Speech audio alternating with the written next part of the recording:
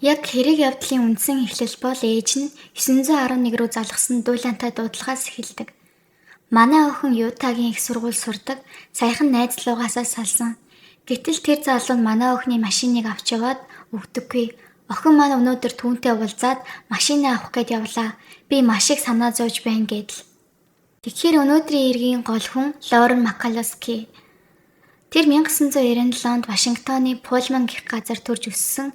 Ээж Жил, аав Мэтью нар хоёулаа боловсролын салбарын дээдийн зэрэг боловсралтай сургуулийн профессор маягийн хүмүүс. Лорен бас нэг эрэгтэй дүү бий. Гэрт нь сурч боловсрох орчин боломжийн байсан. Лорен багасаа л спортод сайн байсан. Ямар сайндаа 4 настайдаа модон давирч тоглодог хамгийн эр зоригтой охин байв. Тэгээд 6 настайдаа ямар ч айдасгүйгээр 3 төрөлт тэмцээнд оролцоод амжилт гаргасан байжээ. Энэ биед ажиллах хурдан гүйх өндөрт харих тал дээр онцгойдоо ороод аав ээж нь чамд үндэсний шгшээд орох ирээдүйч байх шиг байна гэд урам өгдөг. Ингэж өссөн Лорен ахлах сургуулаа төгсгöd хэдийн алдартай залуу тамирчин болж улмаар Ютагийн их сургуулиас спортын тэтгэлэг маягаар өргөдөн орсон. Тэрээр гуйлд 7 төрөлт зэрэгт оролцож их сургуульд ороод бэлтгэлээ хийж оюутны дотор байранд амьдарч байжээ. 2018 оны 9 сарын 1-нд Лорен найзуудтайгаа Лондон Бэл гэдэг клубт оройн цэнгэний газар орохоор явжээ. Энэ газар нь тухайн үед их алдартай залуус чөлөөтэй орох боломжтой газар байж. Лорен маань найзуудтайгаа бүжиглэж байхад нэг залуу "Сайн уу намайг Шон гэдэг. Хотын коллежид сурдаг. Энд хамгаалагч хийж байгаа. Хоёулаа танилцж болох уу" гэх маягтай ярьсаар утасны дугаар солилцсон. Лоренний хувьд 21 настай, Шон бол 27 настай. Тэр махлаг, бие том, бас их романтик зантай байх гэж Лоренд сэтгэл төрүүлсэн юм шиг байгаа юм. Тэгээд маргааш нь шууд болцсон. Хэд хоногийн дараа цэцэг барьж "Чи миний найз охин болооч" гэд албан ёсоор үерхэж эхэлжээ. Лорен ч баярлалгүй яах вэ? Лоренний найзууд нь "Ямар азтай юм бэ? Романтик залуутай учирлаа" гэд баяр хүргэсэн. Шон ихэндээ сайхан сэтгэл гаргаж Лорен руу байнга залгаж гэрлүүгээ харахад чинь хүргээд өгөх үү? Эсвэл уцаар ярих уу? Ганцаараа явхад аюултай гэд их л халамжилдаг байв. Тэгвэл Лоренний найзууд дотор Алекс гэж охин байсан. Энэ Шон Лоренний хувцас уулзах хүмүүсийг нь хүртэл хоригддаг. Хаана хинтээ юу хийж байгааг минут тутам асуудаг. Нэг л сонин гэж анзаарав. Хаалганы цаанаас чагнаад байгаа юм шиг бас "Чи ийм төрлийн бариу хувц өмсөхгүй байх хэрэгтэй" гэжээ. Бас энэ залуу Лоренд нулимс асгаруулагч өгөөд бүр буу авч явахыг ятгсан байна. Лорен ихэндээ намайг хамгаалж байна гэж бодож байна гэсэн. Яг 1 сар болсны дараа 10 сарын ихээр Лорен үнэлэхийг санамсаргүй арчхав. Үнэн дээр 27 настай биш 37 настай. Нэр нь Шон биш, Марвин Шон Роуленд гэдэг хүн байв. Бас ямар ч коллежид сураагүй худлаа ярьсныг мэдээд балмагдав. 27 настай залуу гэж танилцсан боловч бодит байдал дээр 1981 онд төрсөн. Лорен итгэхгүй интернетээр хайгаад үзье гэжээ. Тэгээд хайтал Марвин Шон Роуленд гэдэг нэр Юутэйш бэлгийн гэмт хэрэгтний бүртгэлтэй 1-ээс 15 жилийн ял авсан 9 жилийг шоронд өнгөрөөсөн гэх мэдээлэлтэйгээр Вашингтоны нэгэн сайтын жагсаалтад тодорхой бичээстэй гарч ирэв. Энэ мэдээг Лорен ганцаараа мэдсэн биш, ээж аавдаа хэлсэн тодорхой. Ээж аав нь яаралтай сал энэ хүн маш ноцтой хэрэгтэн байна гэж хатгахад Лорен "Тийм шүү, худал хийснийг нь бодоход энэ хүнтэй зуралт бол улам аюултай байж магадгийж бодсон. Улмаар их сургуулийн амралт таарсан учраас гэрлүүгөө очиод буцаад ирэхдээ Марвинаас салахаар шийджээ. Марвин Лоренний машиныг унаж байгаа. Сална гэдгээ хэлтэл Марвин "Орой уулзъя, машиныг чинь буцааж өгье" гэсэн. Ээж нь маш их санаа зовж "Охин минь ганцаараа бүү уулз, цагдаа дуудаарай" гэжээ. Лорен ч цагдаа дуудаад цагдаагийн хамгаалалтайгаар уулзаж машинаа буцаан авсан. Тэгээд баяртай "Би чамтай дахиж холбоо барихгүй" гэж Лорен бодсон. Гэвч тэрнээс ч илүү аимшиг эхэлжээ. Марвин олон өөр дугаараас мессеж бичнэ. "Миний бие муу байна, эмнэлэгт хэвтлээ. Чи ирж уулзаач." Эсвэл "Марвин нас барсан, удахгүй оршуулга болно. Чи л заавал ирэх ёстой" гэх мэтээр 100% худал ухуулга. 2018 оны 10 сарын 12-нд сургуулийн цагдаа руу өргөдөл гаргаж "Би ингэж элдэн мессеж авсаар байна. Энэ яах аргагүй Марвины хийж буй үйлдэл" гэж гомдлов. Цагдаа нар утас дугаарыг блок хийчих сүртэй зүйл биш гэв.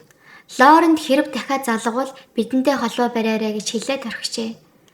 Дараа нь 10 сарын 13-нд Лорен дахин цагдаа дуудаад хэрэг ноцтой байна, нүцгэн зураг маань байна гэж занал хийлээд олон нийтэд түгээн гэхлээр би бүр $1000 шилжүүлэхээс өөр аргагүй боллоо. Энийг шалгаж өгөөч гэжээ. Ихэд цагдаа нар энэ хэргийг бүртгээд асуудлыг мөрдөгчд дамжуулна гэх маягтай байсан ч ямар ч явцгүй байлаа. За эргэж холбой барья гэв. Лорен нэг өдөр найзтайгаа хамт шууд цагдаагийн хэлтс рүү очиод би энэ бүх нотлохыг барьж ирлээ. Дугаар, скриншот, мөнгө шилжүүлсэн баримт гэж өгсөн. Тэнд ажиллаж байсан цагдаа нар за баярлаа шалгаж үзье. Шинжилэлт гарвал дуулгая гэв. Гэвч дараа нь юу болсныг тодруулах мөрдөгч маань өнөөдөр байхгүй байна. Дараагийн 7 хоногт хүрээд ирээрэй гэсэн. 10 сарын 19 гэхэд Марвин бүр Лорены амьдралыг ил тод мушгиж, Лорены орж гарах газрыг хайж явах болсон. Дутуу байрны гадаа янз янзын хувцас өмсчихсэн нууцаар харж байгаа нь харагдсан. Бас гадаа харанхуйд хар уут бариад зогсож байжээ. Түүнийг хараад цагдаа дуудахад гэмт хэрэг болчихоогүй бол барих боломжгүй гихчлэн буцаав. Үүний дараа ээж аав нь Шон Лореныг бүр үргэлжлүүлэн айлган сүрдүүлнэ. Цагдаа нарыг хайхрамжгүй байдал маш их уурлаж эхэлсэн. Лорен хотын цагдаа руу залгахад тэд танаа сургууль өөрөө тусдаа цагдаагийн хэлтцтэй.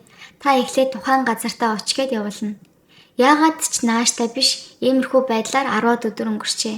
Лорен тэр үе сэтгэл санааны маш их дарамтанд орсон.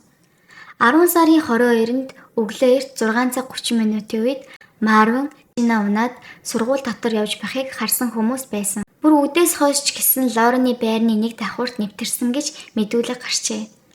Лорен өдрийн цагаар анги зөвлөгөө бэлтгэлийн ажлуудаа хийсээр орой болж 8 цагийн үед Лорен гэрлүүгөө алхаж явахдаа ээж автайгаа уцаар ярьсан. Энэ үед ээж аав хоёр нь охиныхаа дууг сонсоод санаа нь багч гисэн амарсан гэсэн. Гэтэл Лорен үгүй болгээд гинэт орилоод уцаа тасалжээ. Уц руу эргэж залгасан ч авсангүй. Аав ээж нь сандарч 911 руу залгажээ. Оройн 9-өөс 10 цагийн үед цагдаа нар сургууль руу очсон. Гадаа 7 удаан буун дуу гарсан гэдэг дуудлагч иржээ. Тэгээд зогсоол дээр очиход тухайн машин Лорен буудуулсан байдалтай аль хэдийн нас барчихсан байсан. Лореныг хүчээр машинд суулгаад шууд буудсан байжээ.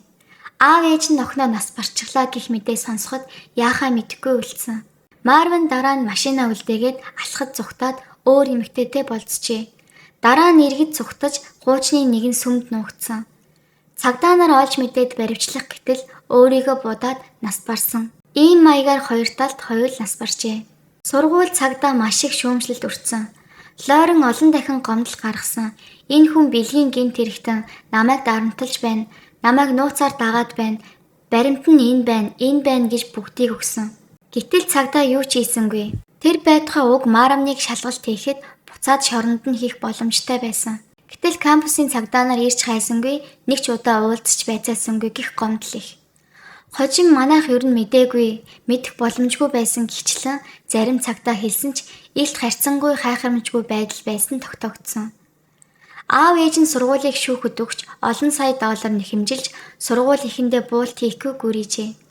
Явцын дунд нотлох баримт нэгээр тогтохгүй их гарч ирсэн тул хэрэгээс мултрахын тулд их сургуулийн удирдлага гэрээ хийгээд 13.5 сая $10 нөхөн төлбөр төлөхөөр болж. Энэ мөнгөөр аав ээж нь Лорен Макалискийг санд байгуулж найз залуугийн дарамтаас хамгаалахад залуучуудад тусалдаг, бас Лорены нэрэмжит спортын талбай хүртэл нээн ажиллаж байна. Энэ бол ердөө 1 сарын дотор л болсон аимшигт явдал. Лорен 9 сард нэг залуутай танилцаад 10 сарын сүүл гэхэд нас барсан.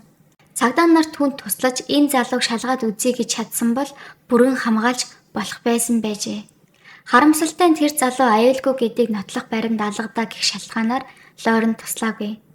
Тэгээд тэр залуу аллаг үлдэж охиныг алаад өөрөө бас амиа орлсон. Маш харуулсалтай үүнийг үнссэн олон хүн энэ ямар аимшигтай юм бэ? Дэндүү харамсалтай. Цагдаа нар жаахан л ажиллаа хийсэн бол гэж дуу алдсан.